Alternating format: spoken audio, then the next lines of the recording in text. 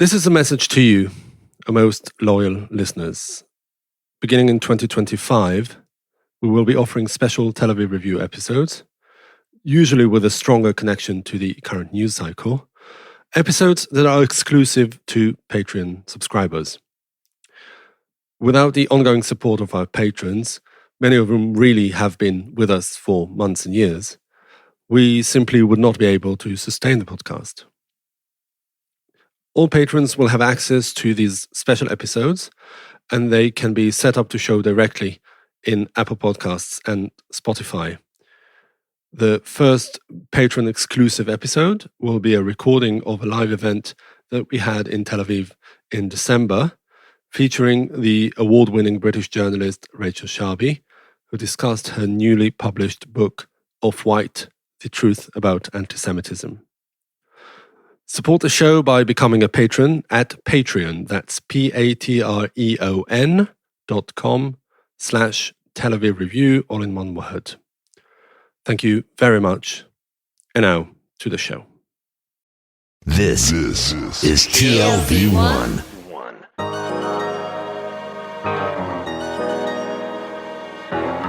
The Tel Aviv Review.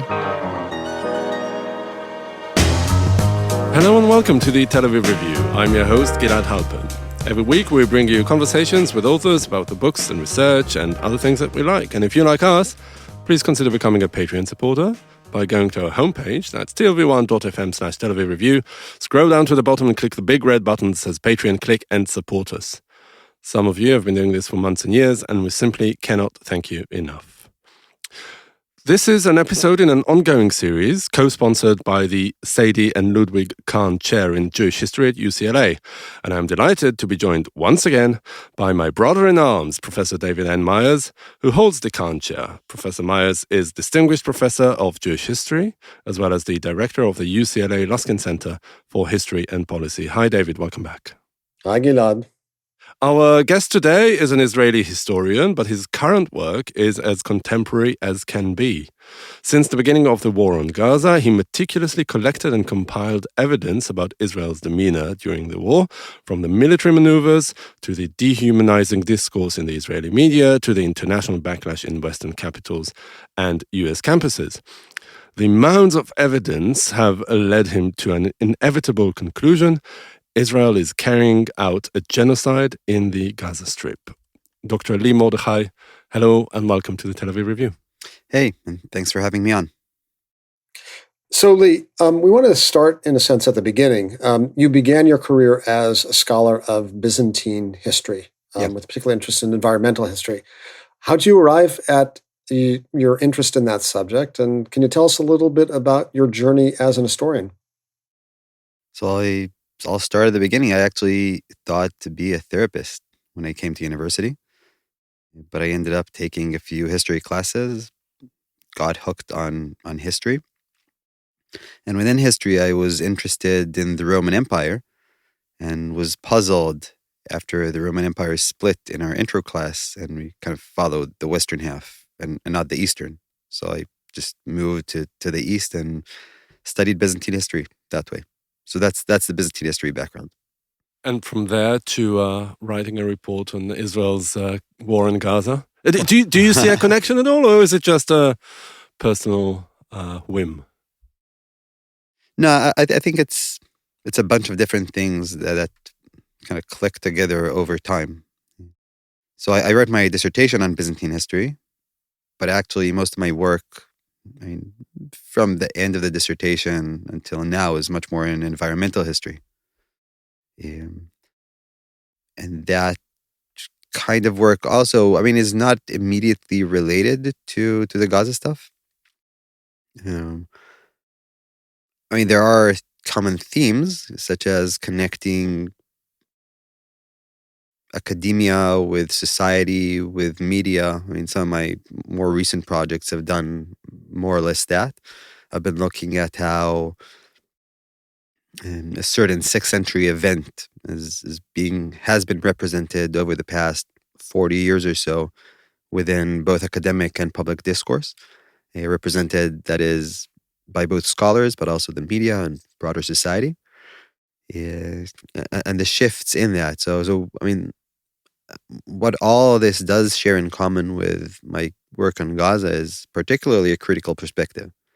That is to say, to think critically about who's saying what, analyze, reanalyze, rethink, reflect, and do it over and over again. And what was it really that spurred you to do it? Because there's so much evidence floating around, and there are organizations whose work is to monitor these things and write reports like Human Rights Watch and Amnesty, and just to mention a couple. What made you think that your contribution was needed? So it started in a different way, right? I mean, I was not particularly political. I mean, I guess I did go out and demonstrate against the judiciary reform, right? But other than that, I was just like one in a crowd, not anything special. But then October 7 happened, and I was in the States at the time. I was in sabbatical, and I woke up, and one of the first realizations that I had was that there are two different discourses going on. And this is like very early on when I woke up. So about, let's say, 1:30 or 2 p.m. here. And I realized that what was being shown and discussed in Israeli Hebrew discourse is different from, or is partial, let's say, right, compared to other types of content, other types of evidence that existed elsewhere. I mean, from the very beginning. Elsewhere, that is in the rest of the world. Yeah, also. Yeah. Did that moment transform you as an historian? Did your sense of vocation change? Did you become an activist historian at that point? No. It actually took me a while. Trying to fit together the two discourses was not easy at first. I mean, to a certain extent, it still is not easy. But as I saw the results of Israel's first attacks on Gaza, right? So let's say early, mid, late, throughout October 2023, I realized that I needed to do something. I mean, first, I originally I actually thought that to return here and volunteer with some civil society organization, to just come and volunteer with the hostages at the Hamal or something like that. But for family reasons, I couldn't do that, right? I was there with my family on sabbatical, and it was unfeasible to bring everyone back. So back then, I mean, I started struggling with what exactly was my role in all of this. And I mean, I had come to think that academia has a role in public discourse, and to take some stand for what seems to be right. And I was disappointed with the absence of that stance back then. Among your colleagues? Yeah, so among my colleagues and institutions, right? So institutions, I mean, both my Israeli university and the American university where I was staying at. But more broadly, I mean, Israeli academia and American academia, right? And there were specific colleagues who were active and openly said things, and I looked up to them. I mean, I thought that was the right thing to do at that point in time. What were they doing that was worthy of emulation? Speaking out. I mean, at that point, it was speaking out. Yeah, so I'm interested in exploring a little bit more, because this is actually a professional of interest of mine, the sort of the profile of the historian. And what was the image of the historian that you were seeking to fill? You said you didn't imagine yourself to be an activist historian. You were clearly prompted by October 7th and then the Israeli attack on Gaza. What vision of the professional function of the historian were you imagining that compelled you to sort of leave behind your studies of late antiquity and enter into the 21st century? I mean, you make it sound as if it was all planned in advance. It was definitely not planned in advance. I mean, there were like several moments in which I struggled in trying to figure out what exactly am I supposed to do, right? I mean, as we all, I'm pretty sure, didn't really know what was going on after October 7. And I guess many of us, most of us, all of us, I don't know, went through different phases of what are we supposed to do at this moment in time, and different people did different things. I happened to be in an American university, so like far away, and what I could do over there was pretty limited. So what I ended up doing was, I mean, I tried different things. I tried writing op-eds, nobody cared. I tried writing a blog, nobody cared. And eventually, eh, I felt that I needed to get my words out there.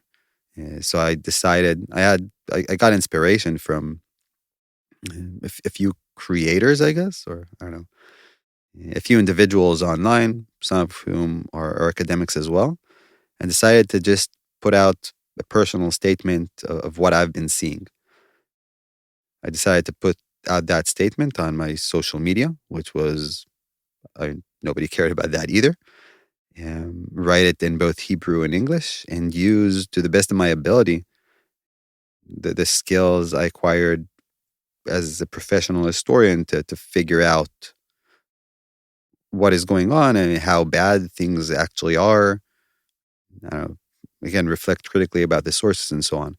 So this all started as this personal statement, and Right. So it began as a personal statement, but at a certain point, you began to collect a massive trove of material. What was the sequence? You saw that the personal statements were having an effect, and then you just decided, I'm going to start gathering this trove of material, or had you already begun, shortly after October 7th to collect? the personal statement was a way for me to try to organize the different things I've been seeing, right? I mean, it's not obvious when you think about it, right? It's not obvious to figure out what would you want to include and what's important and what's less important and how exactly to do this, right? So I started working on this, say, mid or late December 2023, and I put out the first version of this in January 24, right? So we're a bit over a year ago. And I mean, at that point, I wasn't really sure. I mean, I was pretty sure that this is not going to go very well. Um, but I still decided to put it out. And nobody cared, right? So nobody cared. I decided that if I've already done this, so and why not continue and collect some more material? Was it a solitary endeavor from the start, Yeah. or did you not seek to collaborate with other historians, other academics, and perhaps make a more impactful statement, as well as help you gather this enormous amount of material? So I mean, back then, again, this is all organic, right? So back then, I did not know of anyone. I mean, I did not know of anyone who would be interested in joining in such an endeavor. The discourse I was seeing around me was not conducive to such an endeavor. Let's put it mildly. And I just decided that I'm just gonna do this myself. Put it on my Twitter account. Put it on my Academia EDU account. And I mean, again, Hebrew and English, both versions for both audiences. So both Israelis and internationals to make them know that there are Israelis who think differently. And this is how it more or less stayed until March. And then in March, I made what is ultimately a pretty small change in how I presented this stuff on Twitter. And instead of getting like 100 views, I got 5 million views. Right. So this turned viral like very quickly. And What happened? what happened in what sense? What did you do? How do you explain that? Oh, I just framed things differently. Instead of just saying, here's my report and uploading a bunch of images to Twitter, I was like, I just started with saying something like, I'm an Israeli historian. My community is silent about what's going on in Gaza. Here's how I see things. And then I just summarized things in, I don't know, like 15 or 20 tweets or something. And that was it. That clicked. I mean, I'm not a social media person by any standard. No, I'd say if you get 5 million hits, that you are a social media person. Exactly. By definition. I mean, again, some people are used to that kind of stuff. I am not. I still am not. I still don't feel I understand how these things work. No, but this is really a testament to how charged and polarized the whole discourse is. I mean, the minute you sort of like make it slightly more provocative, people, of course, take it in both directions. And I want to use that to ask you about your methodology, because in the age of fake news, there's so many facts that we don't know for sure that they are facts, and in the process of being presented, they are being manipulated sometimes. And how do you? I mean, of course, you are, as a historian, as an academic, as an activist, as an individual, as a citizen, are committed to finding the truth and delivering it. How do you make sure that it is the truth? Okay, so before that, I'll just finish up the previous story, yeah, and then sorry. I'll talk about the methodology, which is definitely worth talking about. But at that point in March, I mean, I started getting feedback from both Israelis and non-Israelis, and that feedback convinced me that what I was doing here was actually bigger than myself. Right? It was not just a personal statement; it was a public service, and this is how people treated it. So essentially, people thanked me for collecting all this, for making it accessible, for providing them with clarity with what was going on, for being open about what I knew, what I did not know, and so on. Israelis as well? Yeah, Israelis as well.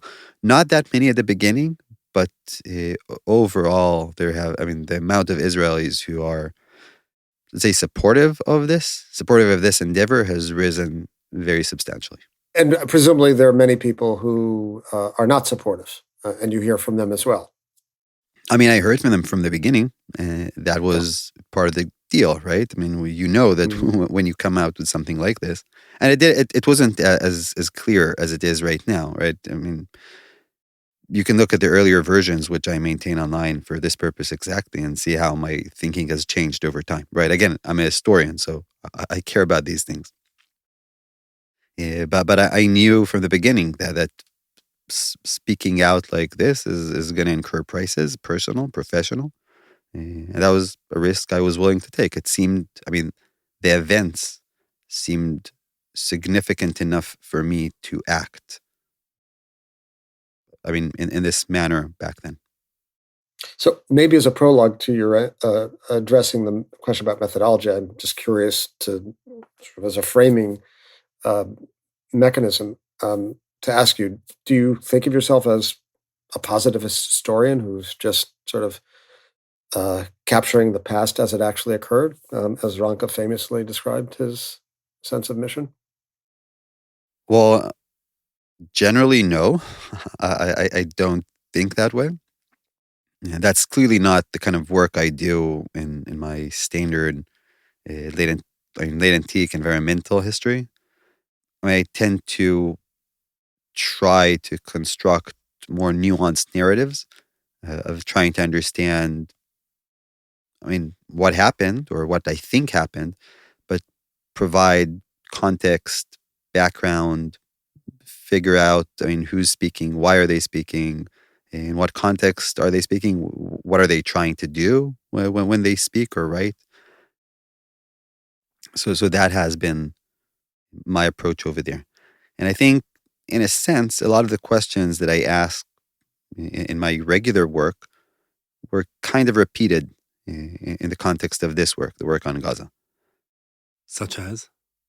So this connects to this kind of the stuff that we were starting to speak about with the methodology question, which maybe we can transition to at this point. But how do you know what's true and what isn't, right? And I think today is much clearer. Everything is much clearer today. But back in December, when I tried to write, things were not as clear, and there was a lot of misinformation, a lot of things that were not proven right or wrong back then. And for me, it was, I mean, besides, I mean, feeling the duty to do this, the moral duty to do this, or obligation to do this, really, it was also a fascinating exercise to try to, I mean, make up my mind about what is actually going on and who am I supposed to believe. And to, again, this was all new to me, right? I didn't know the different actors, the different ways people speak, different places. So there was like this massive learning experience, which still is going on in many ways, of understanding the broader discourse. I'm curious about your statement that sort of there seems to be more of a clear consensual view of things. It seems to me there's still a huge epistemological divide. And one place to situate that, of course, is around the very idea of genocide. You conclude that Israel's war in Gaza is a genocide. That's, as you know, a claim that has generated tremendous contention. The claim or argument for genocide rests on the criterion of intent as laid out in the 1948 Genocide Convention. And can you tell us where you see intent and how you arrive at your conclusion? And whether you think there's still a meaningful epistemological divide amongst people who observe what would seem to be the same set of historical events. My position on the genocide thing, right? So if you go back and look at the beginning of how I started, I actually did not use that term. I did not think it was a genocide. I mean, people were saying it, but I didn't think that was the case, right? I thought there were clearly war crimes being committed, and I thought there were crimes against humanity being committed, but not genocide. And as I worked on this, right, I wrote and rewrote and revised and reflected and read again and again the same stuff that I read in the past as I revised and updated each version. I think at some point, it was probably during February, mid-February or so, if I remember correctly, that, I started asking myself, here's this genocide convention, and I'm seeing all this stuff going on. Videos after videos of videos filmed by Israeli soldiers, statements by soldiers, generals, politicians, people of the public, and so on. I kept asking myself, is this genocide, right? Does this fit the definition in the Genocide Convention? And for a while, I was like, I felt personally uncomfortable with the question. But the reflection on it just, I eventually came to the personal conclusion, that this was the best term to define it for myself, right? And that has been my position since. Now, what was it that tipped the balance? It was just thinking about it, right? When you do this kind of work, right, you have to commit to words, right? You have to say what you think it is and what it's not, right? You have to say certain words and not say other words, right? And as I thought about it, right, I mentioned that South Africa brought the charge of genocide. That was like very early on. But I didn't think it was clear. And then there was like a period in which I was like, there might be something here. And then I thought maybe it is and maybe it isn't, but I'm not going to write it yet because I'm not certain enough about it. And at some point I was like, this seems like the best term to describe it. That being said, so I put that out there. I think my position today is that it doesn't actually matter, right? Because who am I to decide, right? I'm not an expert. Most of the people I speak to are not experts, and you can say that it is, you can say that it isn't. It's not really for us to decide officially, quote unquote, right? But I think what does matter is that for me, even if it's not genocide, right? Even if it's only plausibly a genocide, or like a step away from genocide, or like 2 steps away from a genocide, or 3 steps away from a genocide, none of this is going to make me happy, right? I grew up in a place, I grew up in this place, right? During the 1980s, 1990s. This is definitely not where we aspired to be back then. This is definitely not where I thought I would be. Having that I would even need to think about this question, right? And that I think is the major problem, right? So the ICJ, sure, in 2, 3, 5 years, whatever. They can decide that it is or decide that it isn't. It's probably not going to change my mind, but it will be the official account, so to speak. But I would say that for me, morally, emotionally, personally, it doesn't really matter. There still is what I see as a massive injustice being carried out in my name. It can go back to the question of intent, if that is still of interest. Mm-hmm. Yeah, I'm interested to hear how you arrive at that conclusion. Yeah. I mean, you refer to this in your in the summaries on your website. You make reference to actual statements by various actors. So maybe you can just walk us through that. So I think the question of intent would be observable in certain ways and unobservable in other ways, right? So a lot of Israelis sometimes ask me, I mean, is there like a command, right? Is there a command to say this? And I don't think, I mean, it's pretty clear that there isn't. And I don't think the IDF is working in that way, right? I mean, I actually have my own theory of how all this is happening. But if we stay with the question of intent for a moment, I think we have heard statements that refer to anything from Amalek to there are no innocents in Gaza. I mean, those kind of statements from the top of the Israeli political class. We've heard that from a bunch of people in the military as well, generals. And there is a collection of, last I checked, about 110 different individuals. The vast majority of them seem to be reserve officers. The vast majority are officers. They seem to be reserve officers who uploaded statements such as this to their social media. Right? Statements such as, we need to kill all the Gazans. There are no innocent people in Gaza. Let's destroy Gaza and so on. So you have that. And then the other aspect of this is the humanitarian aid and the essential starvation of Gaza, which has been used as a weapon of war. And this has been, again, stated very early on by the different organizations that are responsible for this, right? And I think there were, on the Israeli side, you would get all these different concerns being raised. I mean, how can we bring in all this aid and so on? It's like, it's too difficult. We don't have the capacity and so on. And I think that during the recent ceasefire, the day the ceasefire was declared, the amount of aid jumped up by like 15 times, right? So I think that was also another indication, which was like at that point, it was not a surprise, right? But it was pretty clear that.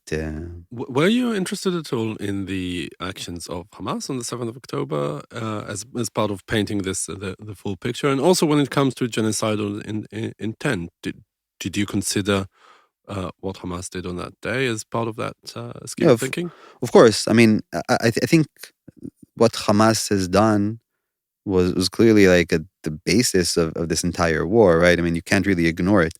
And I state very openly that, I think that what Hamas did was, Hamas committed on October 7 war crimes and crimes against humanity. I specify that. That being said, I also think that October 7 has been, there are far smarter and more capable people than myself who have worked on October 7 and did good work. Again, here I must say people from civil society rather than the state itself. The state itself, I think, has not done a good work. In bringing what happened to the public eye. Yeah. The easiest place to see this is the lack of reports, of official reports on what actually happened on October 7, right? If you look at the actual stuff that is being out, that is out there now, right? It's all civil society, all different people of people, organizations, institutions of civil society. You don't have official reports. I looked for these things, right? I really wanted to see these things, right? And you get report after report by all these organizations, international organizations, and so on. And Israel is not putting these things out. Israel is arguing with what other people are putting out, creating doubt, sowing doubt, but it's not putting out its own account, right? Beyond like pointing to Hamas and saying, okay, Hamas is like evil and so on. So again, I felt that nobody was doing the post-October 7. A lot of people working on October 7. Again, I couldn't, I had nothing meaningful to say that they hadn't said. But after October 7, I felt there was like nobody really caring or covering And again, I'm not an expert. I always said I was not an expert. At the beginning, I was like very clear. I was like, listen, guys, this is not the kind of stuff I do. Yeah, but as time moved on, I mean, you gain that expertise, right? And it's the same thing as moving from Byzantine history to environmental history. At some point, you just realize that you actually do know what's going on. And now I would say, I mean, I'm an expert on the war post October 7. What happened before October 7? I'm above average, right? And the standards are pretty low, but I'm above average, but not anything spectacular. I have another question about methodology. If you want to add more about how you separate fact from misinformation, I'd like to hear. But also a more practical question about how do you approach the amount of material that's out there? I mean, on social media and whatever. And so, do you have like go-to organizations, websites, social media accounts that you see as more reliable than others and maybe more comprehensive than others? Oh, it's huge. These are huge questions, right? Okay, things do change over time, right? And you gain expertise, familiarity with different individuals, institutions. My approach has been to, again, take what everyone is saying critically and try to figure out. I mean, it's not to say that people are or institutions are openly lying, right? But many of these individuals and institutions would rather speak about certain aspects and not other aspects, right? And trying to figure out exactly what those are has been a challenge. There has been misinformation, of course. And I would divide things here into, into two angles, let's say, right? One is the angle of the actual gathering of information and analyzing information and so on, which I'll get to in a second. But the framing of all of this is what this document is really about, right?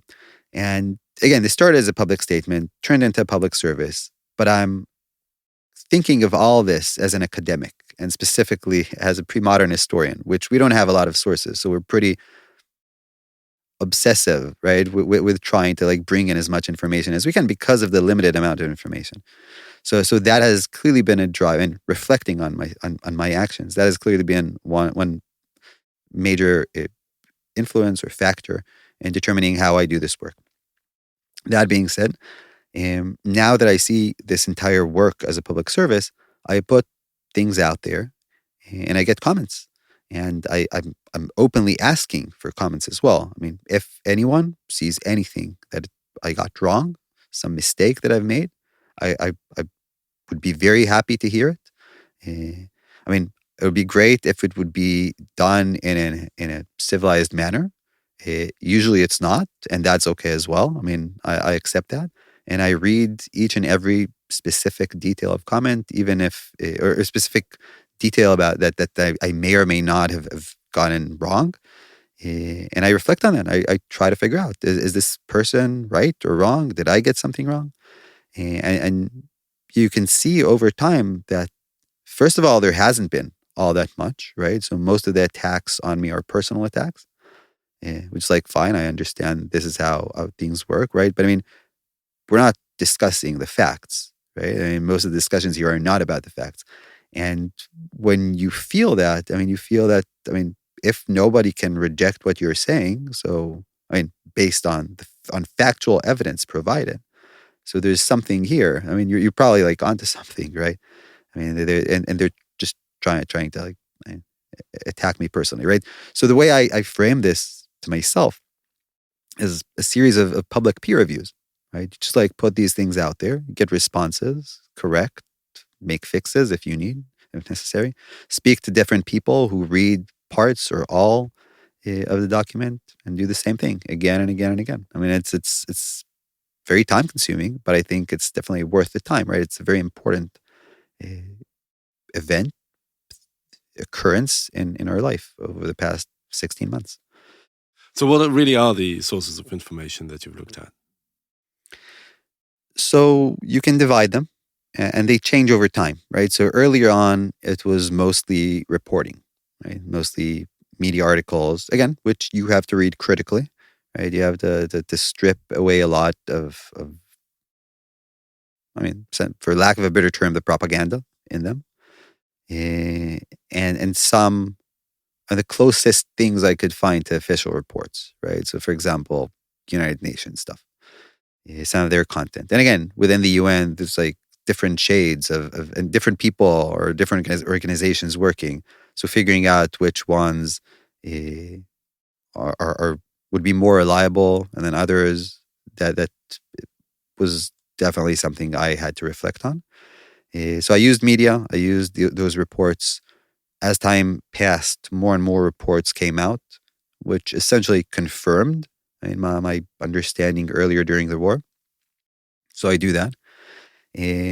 For particular sections, I use other sources as well, right? So if I speak about dehumanization, for example, in the IDF or in Israeli society, so I would use, for example, videos uploaded by IDF soldiers to their social media accounts and made accessible essentially online, right? So these would be examples, anecdotal examples of dehumanization. I would use different clips from Israeli media, Israeli news, Israeli talk shows, political talk shows, and so on. And these things are also just videos that circulate online. But again, these are anecdotal, right? They're essentially showing examples of the broader claims that I'm making.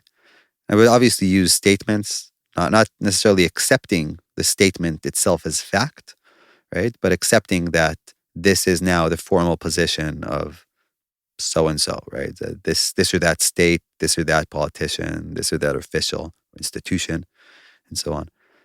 So these would be the documents. These would be the sources. I just want to jump in because I have a question about that and just about the kind of narrative framing by different actors. How do you regard the Israeli government's representation of what takes place, what has taken place, as intentional misrepresentation, as dissimulation, as a mix of pieces of truth with large patches of propaganda? How do you summarize what you see in terms of the kind of official Israeli government narrative? So again, when we say government, it's a bunch of different actors working, sometimes together, sometimes separately. Yeah. Sometimes against each other. Yeah. Sometimes very clearly, sometimes against each other. We've seen a few examples very recently. My sense is that they do not feel that we Israeli citizens have. They don't see us as very important, to be honest. And I can give one example for this. One example that I tend to use. And that example is one of the measures that the Israeli government decided on, Israeli government, but also the Israeli military, so the IDF. And that measure for the success of the war is the amount of Hamas terrorists, militants, fighters. Choose your word. How many of those have been killed? Now, as opposed to other countries around the world, maybe I can give an example. I can give Russia as an example, right? So Russia in its war against Ukraine, every day the Russian Ministry of Defense puts out a list. And it's or like a media report, a press release, stating that these are the places where we fought over this day or past couple of days or something. And this is what we did in each of these, right? So in this front, we killed or we incapacitated such and such Ukrainian soldiers, and we bombed this and that tank or whatever, right? But they provide numbers. With regards to on our side and the Israeli side, there's nothing like that, right? And Russia, is not like a democracy, right? It's not a standard democracy, at least for sure. I think we can all agree on that. But they still feel that they need to put that out, right? And we can debate if the numbers are true or not. I would argue. I don't really know, but I would guess that they're exaggerated. But in the Israeli case, we don't actually do that, right? So if you look at the number of Hamas militants who have been killed, the official number, the last real official update was given in mid-August. That was 17,000 Hamas militants. The methodology of how those people were killed, I mean, who exactly was killed, all that is very unclear. And until now, really, nobody felt the need to provide an updated number, right? So a couple of weeks ago, Hilti Alevi, the outgoing chief of staff, he said something along the lines of, yeah, we killed almost 20,000 Hamas militants, right? That was like a couple of weeks ago. And what exactly is almost, right? Is almost 17,500? I don't know.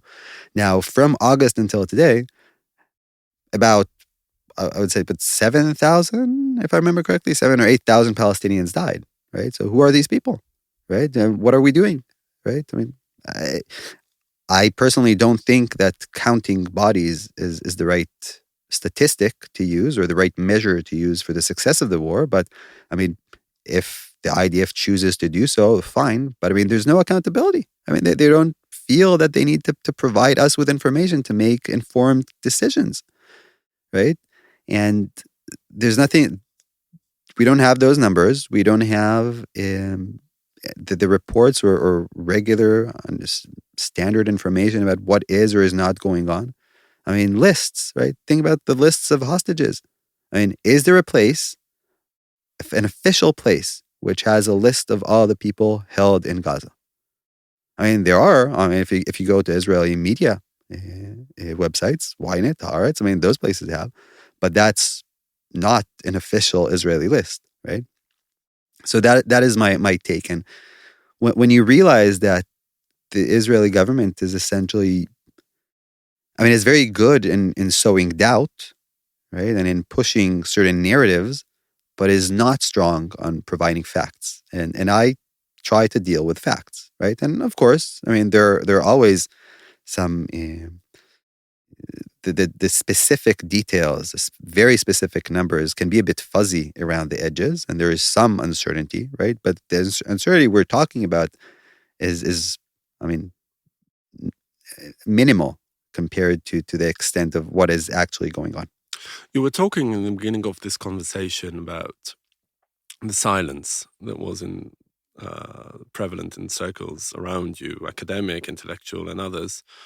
Do you feel that now, having done all this work and all the exposure that it got, that it made some dent in in your community? I mean, has it changed people's minds somehow? Has it brought people over to the cause in any way?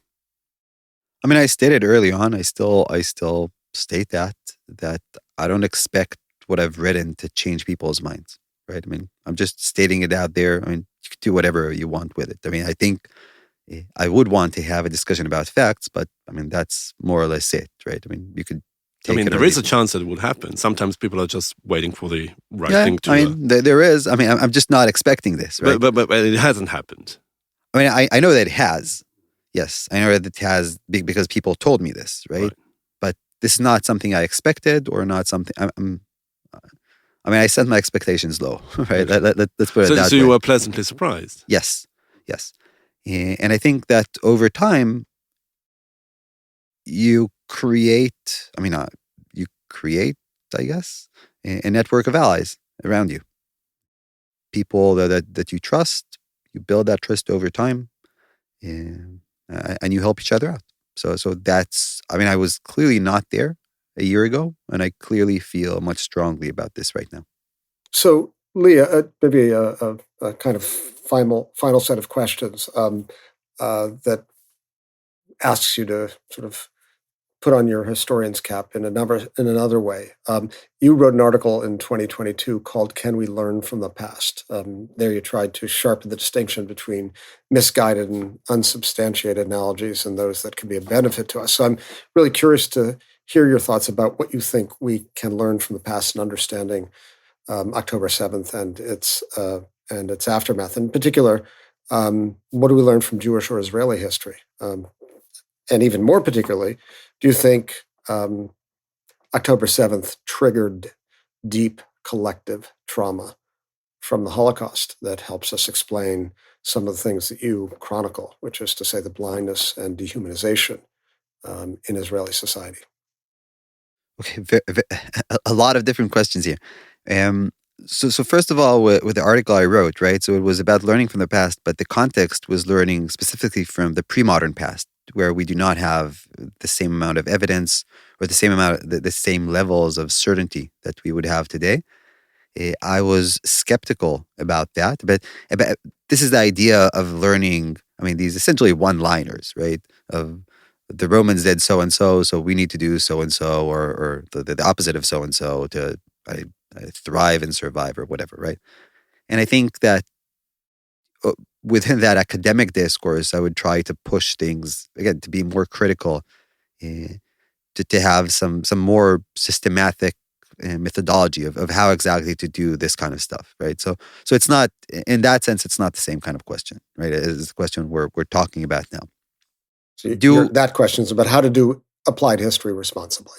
With applied history, I would have my doubts about that as well, and I'm thinking here that history is often used in discourse as a way to argue for the pre-existing position, really. And you see examples for that, for example, and you can see multiple examples of this. I mean, in history, right?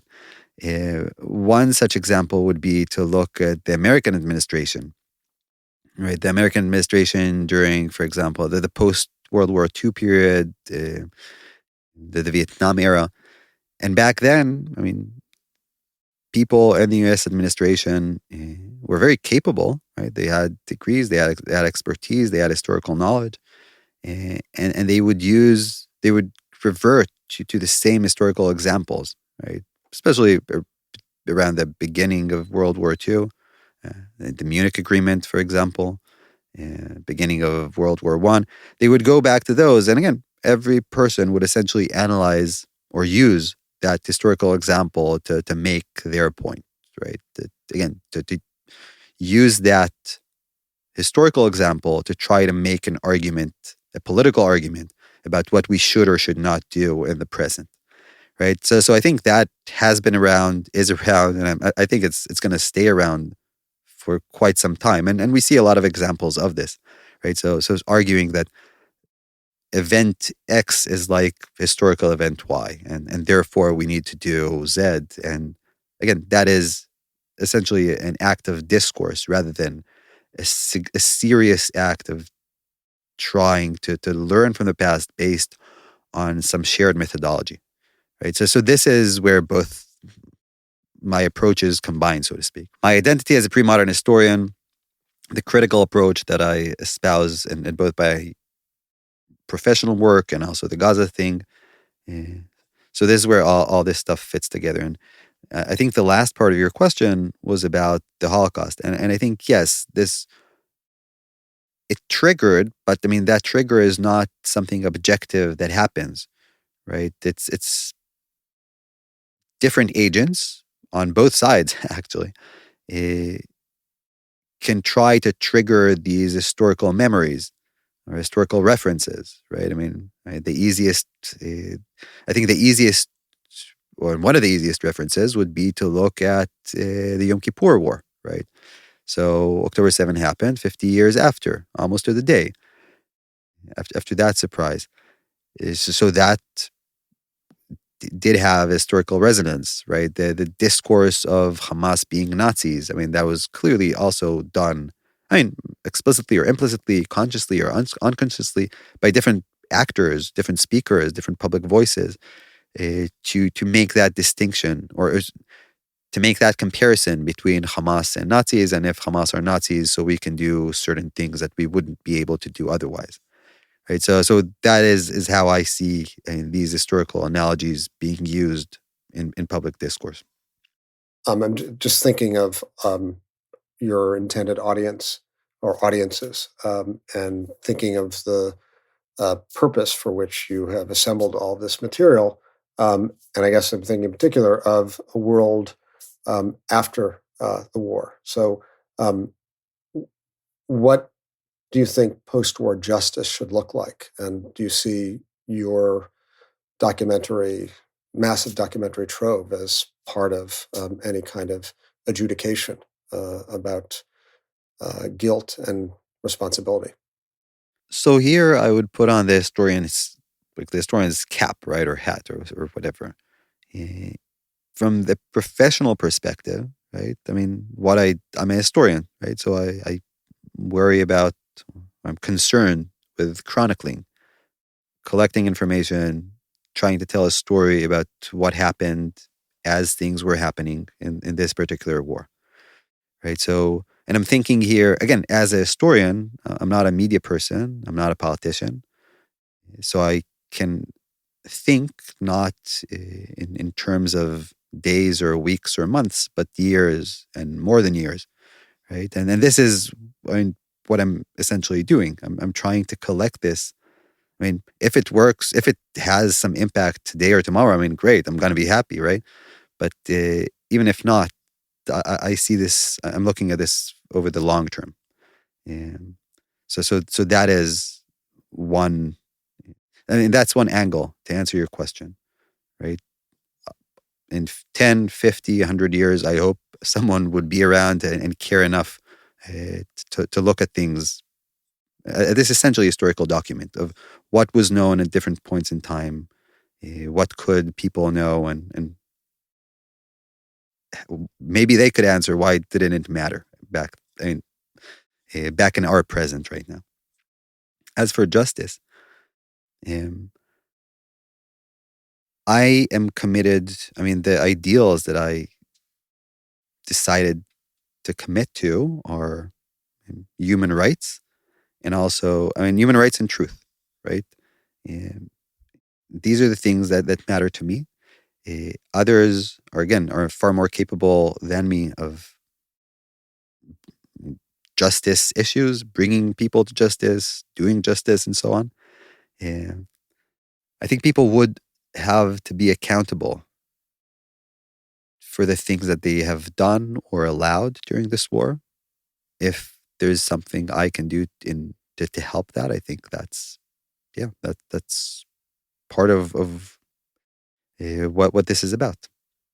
Okay, Dr. Lee Mordechai, thank you very much for coming in today and talking to us about your project that can be accessed in English as well on your website, which is witnessingthegazawar.com. The words are separated by hyphens. Yep.